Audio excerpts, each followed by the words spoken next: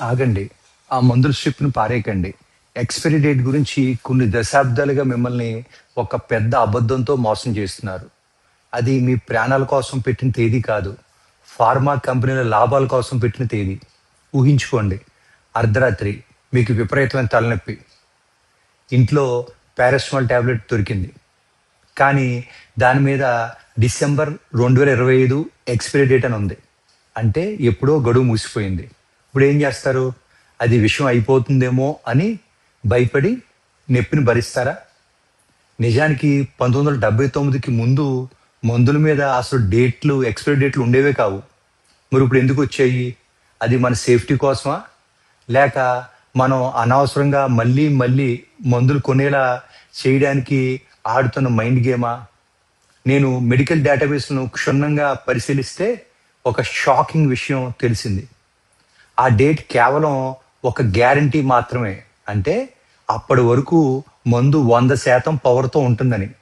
ఆ expiry date దాటాక అది విషంగా మారదు.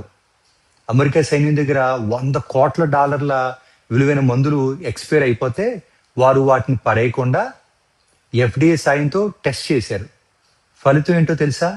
90% మందులు ఎక్స్‌పైరీ డేట్ దాటిన 15 ఏళ్ల తర్వాత, 15 సంవత్సరాల తర్వాత కూడా అద్భుతంగా పనిచేస్తున్నాయి.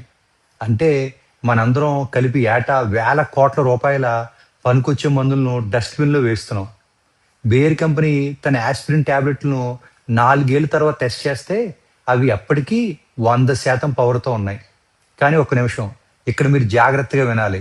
ఇన్సులిన్, లిక్విడ్ యాంటీబయోటిక్స్ మరియు నైట్రోగ్లిజరిన్ వంటి మందులు మాత్రం ఖచ్చితంగా ఎక్స్‌పైరీ డేట్ చూసే వాడాలి. అవి ప్రాణానికి ముప్పు. కానీ సాధారణ టాబ్లెట్ల విషయంలో మాత్రం మనం అనవసరంగా భయపడుతున్నాం.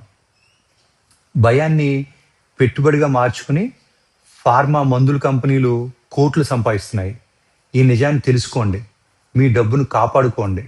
ఈ వీడియోని ఖచ్చితంగా మీ మిత్రులకు, ఫ్యామిలీకి, గ్రూప్స్‌లో షేర్ చేయండి. Stay healthy, stay smart.